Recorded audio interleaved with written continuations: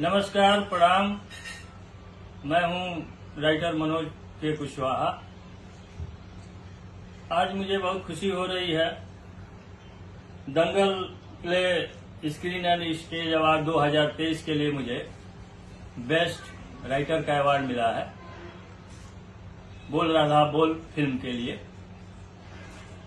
मैं धन्यवाद करूंगा बोल राधा बोल के प्रोड्यूसर विजय लाल यादव जी को, डायरेक्टर पराग पाटिल जी को और खेसारी लाल यादव जी को और पूरे इंटायर टीम को, और साथ ही साथ